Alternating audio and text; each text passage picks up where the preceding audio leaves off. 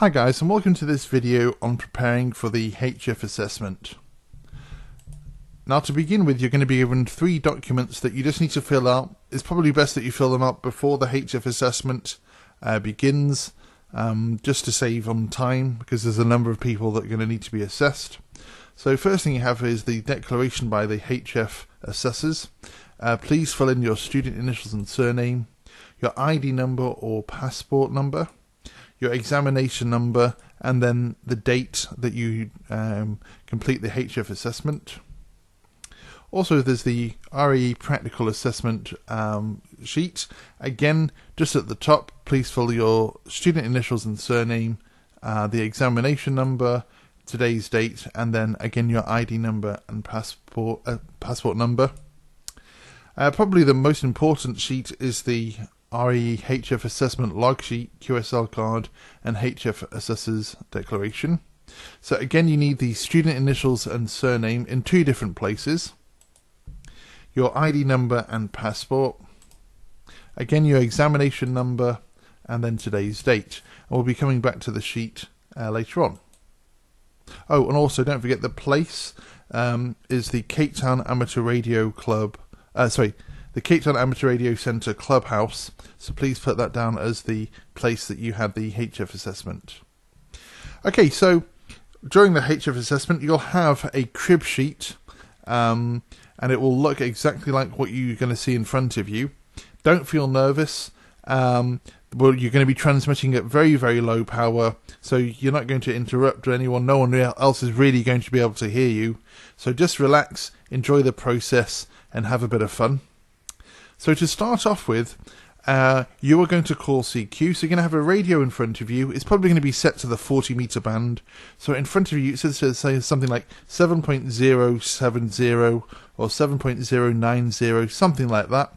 You want to note that down, and I'll show you where you're going to note it down in the next slide. But the first thing you're going to call is CQ. So you're going to take the microphone and then press the push to talk button, which will change the transceiver from receive to transmit mode, and you're going to call CQ assessment. This is Zulu Sierra 1 Charlie Tango, Zulu Sierra 1 Charlie Tango, calling and standing by. And that's actually the club's call sign that you are allowed to use during HF assessments. Now then you're going to listen, okay, and then you're going to be called by another station. So for example, maybe it's Zulu Uniform 1 Kilo Alpha Tango.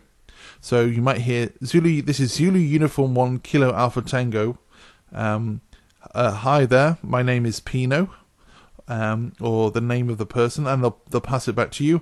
If you do not hear what their call sign is, just say, please repeat your call sign again. This is Zulu Sierra 1 Charlie Tango. Remember, it is a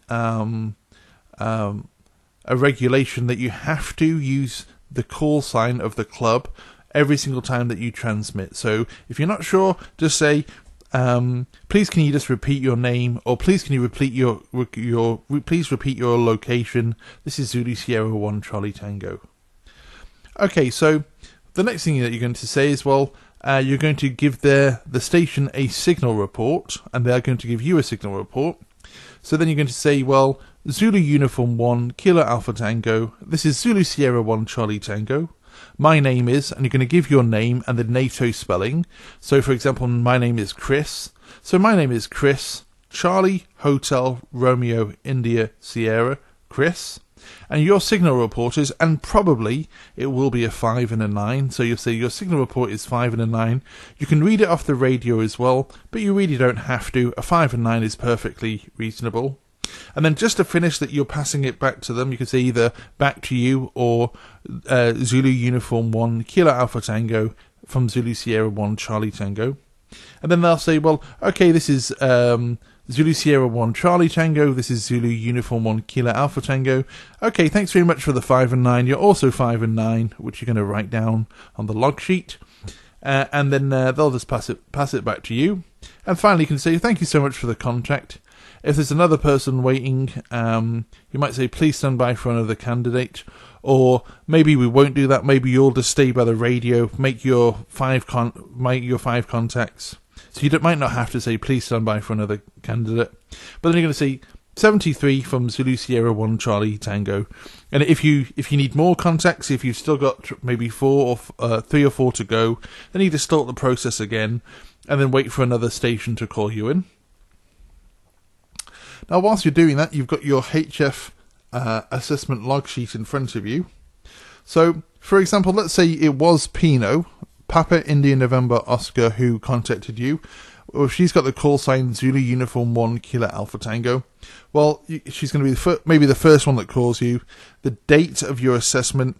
Now, UTC, okay, is the same as South African Standard Time minus 2 hours. So, if you're doing the assessment at midday or 12 o'clock, then you'd write down 2 hours before then, which would be 10 o'clock. Okay, so it's this universal time coordinated time that we'll be using. You're going to write down the frequency. So in this case, it was on the 40 meter band, 7.080. You'll see it on the front of the radio, so just make a note of it. Because we're using the 40 meter band, we're probably going to be using lower sideband. So you're going to write LSB, and then you're going to give a 5 and 9, and you're probably going to receive a 5 and 9. Maybe something about the QTH, where were they based? Maybe the power that they were using. You don't have to necessarily write that down. You could say, well, that was a great QSO, or I don't feel so nervous anymore, or something like that. Now, once you've got your 5 contacts, you need to make a little example of what we'd call a QSL card. Now, the call sign is the call sign that you used, so ZS1 Charlie Tango. Then your name, because you're the operator, and you're going to confirm the QSO with somebody. In this case, I think we'll also do Pino again. So you're going to write down that person's call sign. It can be any of the 5 that you contact during the HF assessment. So, for example, you're going to write down Zulu Uniform 1 Kilo Alpha Tango. Again, the date, the time, 2 hours minus South African time. The band will probably be 40 meters. Okay, so if it's 7.080, so 7 megahertz is 40 meters. Okay, again, lower sideband, and then the signal report would be 5 and 9. Then you're going to say thank you very much for the QSO, their name, and then you're just going to sign your name there. Now, under the grid square, the grid square location for the clubhouse is JF96 Foxtrot Alpha, so you're going to write that down there. The CQ zone is 38, the ITU zone is 57. So you just need to fill those in, and then that is it. You are done. So you can then relax. Give the assessor the 3 documents that you have, and then I'll staple them to the back of your exam, and then that's it. You're done and free to go. Okay, well, good luck and good DX. 73.